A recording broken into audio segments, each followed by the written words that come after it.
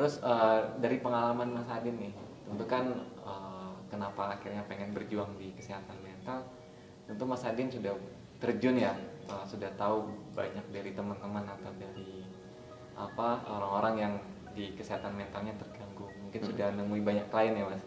Iya, ada beberapa klien-klien yang memang ya cukup unik-unik lah. Ya manusia itu kan unik, jadi masalah-masalah yang dihadapi juga unik-unik banget kayak gitu. Jadi kita mau bahas masalah yang apa nih? Banyak berarti ya. Banyak, karena banyak. Ya mungkin untuk mengawali konten pertama ini Mas, kita bisa mengawali dari sisi ini Mas, yang saya sempat perhatikan di dunia permedia sosial ya, mungkin baru-baru kemarin ya yang sempat trending viral. Jadi tentang kesehatan mental di apa laki-laki atau perempuan yang dia di seksualitas atau yang punya gangguan di sana. Oh, tentang seksualitas ya. Ya. Yang bungkus-bungkus kemarin Iya, yang sempat viral ya. istilahnya itu Fetish itu. Nah, jadi terkait yang fetish ini kan memang itu sebuah gangguan ya, gangguan mental di mana dia itu memang memiliki ketertarikan kepada hal-hal yang memang sebenarnya hal-hal tersebut itu tuh tidak ini ya, tidak bagi orang normal hal-hal tersebut itu tuh nggak bisa meningkatkan libido kayak gitu. Maksudnya nggak bisa meningkatkan gairah seksualnya bagi orang normal, tetapi bagi orang yang memiliki gangguan ini itu malah bisa membangkitkan hasrat seksualnya. Misalnya ini bisa bisa kepada organ tubuh, bisa juga kepada benda-benda kayak gitu. Misalnya ada orang kan kalau kita ngelihat sepatu itu kan biasa aja ya, sepatu biasa aja ya, sepatu misalnya bagus untuk dipakai aja gitu kan, keren gitu. Tapi untuk orang-orang yang memiliki gangguan fetish ini, dia bisa terangsang hanya karena melihat sepatu itu kayak gitu.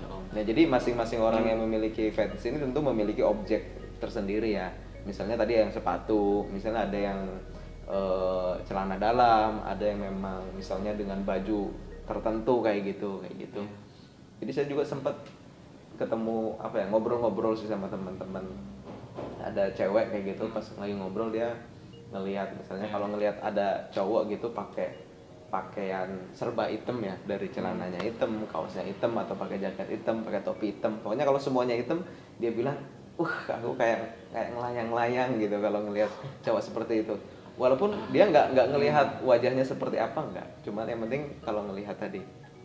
Itu dampaknya itu kok bisa bernampak gitu? Pasti kan ada penyebabnya. Penyebabnya tentu bisa macam-macam juga ya. Bisa terjadi karena memang pola asuh di waktu kecilnya bisa jadi memang karena gaya hidup dia juga seperti itu, atau pas di masa-masa istilahnya pubertas. Pas di masa-masa pubertas itu dia memang mengalami memiliki pola hidup yang kurang baik seperti itu bisa. Terus juga dari traumatis juga bisa. Traumatis misalnya dia memang pernah dilecehkan seksual gitu, mendapatkan pelecehan seksual, itu bisa gitu. Jadi macam-macam. Ini menarik teman-teman. Saya juga Mas Adin awal-awal ketika ke Jogja ya, ketemu sama teman kakak kan. Nah, ternyata teman kakak ini punya teman temennya teman. Jadi kita tinggal di satu kontrakan, dan saya awal itu di Jogja itu kan tentu belum tahu apa-apa, masih polos, lugu mas saya. Bahkan kakaknya temannya kakaknya teman saya ini dengan berbaik hati menawarkan ngajakin keliling Jogja. Saya kan berprasangka baik, kalau ini seorang kakak yang mungkin jauh kan dari usianya, dia pengen merangkul saya, kan kalau ini adik yang harus dibimbing kan. Bahkan saya diputerin itu kota Jogja, yang ditunjukin ini kampus UGM, UNY, ini kamu jangan kesini ya, tempat pasar kembang itu. Oh iya. Ya, saya insya Allah ini bentuk seorang kakak. Terus dari teman itu udah ngasih kode, ngasih tanda-tanda. Kalau masnya ini sedikit punya ketertarikan ke lawan jenis. Awalnya saya tidak muncul kecurigaan itu, Tiba-tiba ketika saya mau tes ujian besok harinya itu di kampus itu, dia sampai nulis surat gitu ngasih pesan. Bahkan saya berasa kayak ketika mau bangun tuh ada yang cium saya. Ya Allah, ini kasih sayang seorang kakak. Oke, ini fix ini. Saya sudah mulai merasa nggak nyaman gitu. Akhirnya saya tanya. Kirain mulai merasa nyaman. Kalau merasa nyaman saya berarti termasuk ini. Iya, terus Ya ini kan berarti ada ketertarikan lawan jenis ya Mas. Ini beda tadi dengan yang tadi ya. fetish. Kali ini kenapa ini Mas kok bisa nih? Ya, kita udah sering banget kenal dengan istilah LGBT ya. Ya. Jadi ada yang suka dengan sesama jenis kayak gitu, yang cewek suka sama cewek, cowok suka sama cowok kayak gitu. Tentu kalau kita nelusuri akar masalahnya, kenapa sih orang bisa seperti ini juga ada banyak penyebabnya gitu. Ada yang mengatakan bahwa ini juga ada yang disebut dengan kelainan genetik kayak gitu atau bawaan. Ada juga yang mengatakan bahwa ini pengaruh lingkungan kayak gitu, karena kalau lingkungannya semuanya seperti itu sehingga akhirnya kita menganggap oh ini normal kayak gitu, berarti orang-orang suka sama jenis ini orang-orang yang normal aja, sehingga akhirnya karena kita udah terbiasa mentolerir itu, akhirnya itu bisa tertanam juga kepada diri kita kayak gitu, jadi kayak ketularan kayak gitu. Nah terus ada juga yang karena memang pola asuhnya misalnya anak laki-laki dari kecil dia sering, karena biasanya gini ya, orang tua yang pingin banget punya anak cewek, pas lahir oh ternyata cowok anaknya. Nah itu biasanya orang tua banyak yang suka dandanin anaknya jadi kayak cewek kan ya, misalnya dipakein kerudung, wih cantik, difoto, diapalah gitu, pakein bedak, pakein lipstick kayak gitu. Padahal cowok, saking inginnya si orang tua pengen punya anak cewek kayak gitu kan, itu banyak banget yang seperti itu, bahkan sering membelikan mainan-mainannya itu mainan-mainan cewek juga, seperti boneka atau apa ya, zaman dulu ada BP-BP-an tuh loh, baju-baju yang diiniin kayak gitu. Nah pola-pola seperti itu juga bisa menimbulkan sifat kefeminisan kita lebih ini gitu, lebih tinggi, walaupun semua orang pasti punya sifat gentleman sama feminisnya gitu. Cuman kalau terus-terusan diasah kan semakin besar kayak gitu. Makin membenarkan membenarkan itu. Terus ada juga yang memang disebabkan karena traumatis gitu sifat. Jadi ada seseorang yang mengalami mungkin dulunya pelecehan seksual sehingga akhirnya dia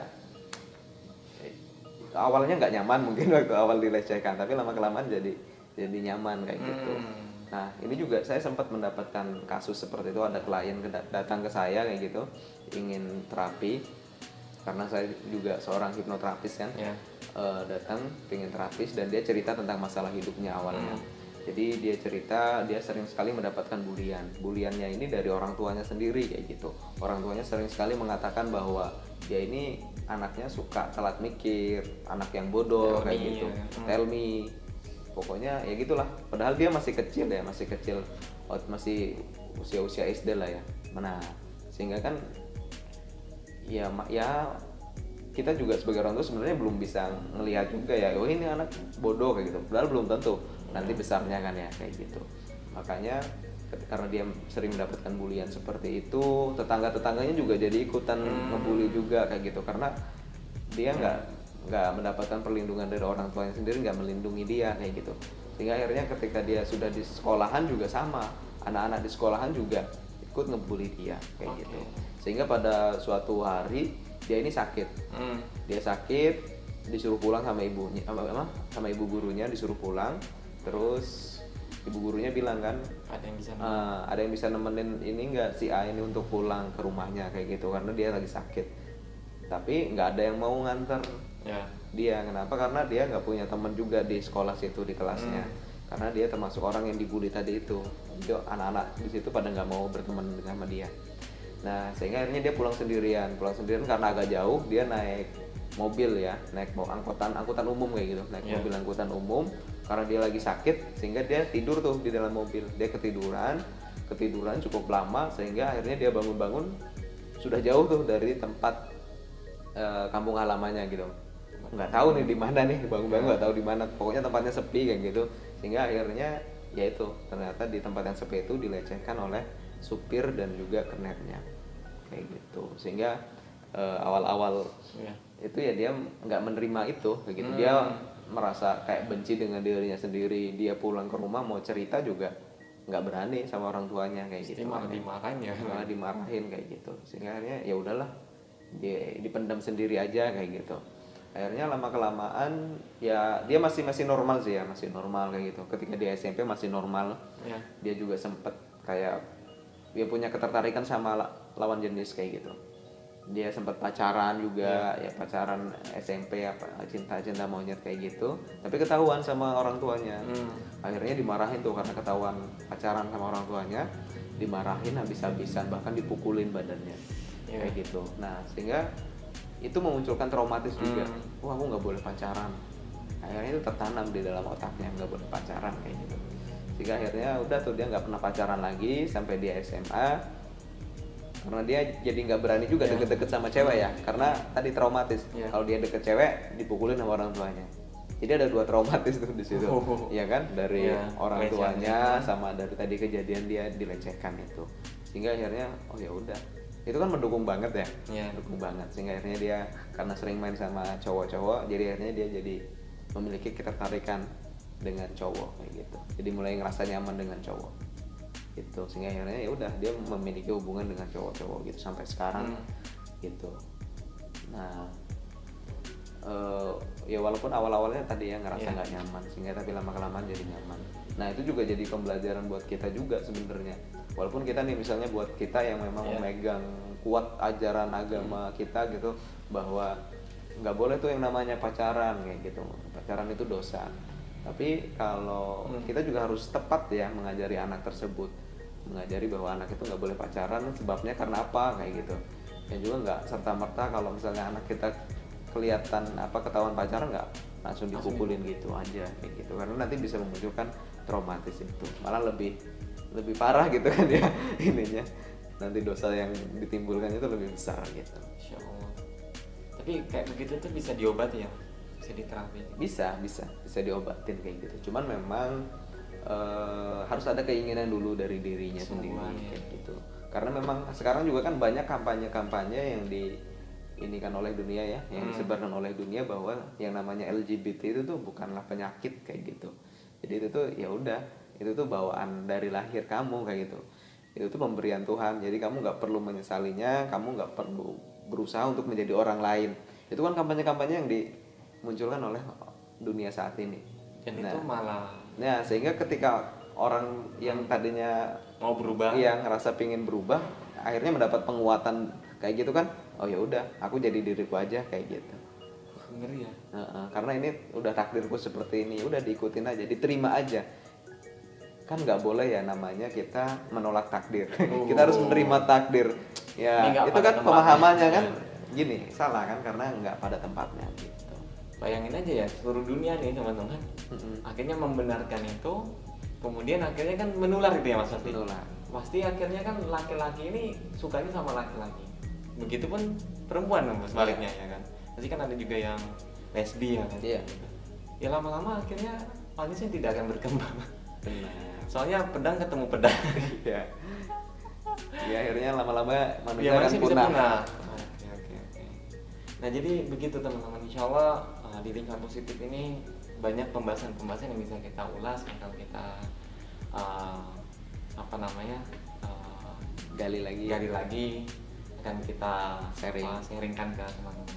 Yang penting jangan kemana-mana, tetap ikuti di channel kita di Lingkar Positif.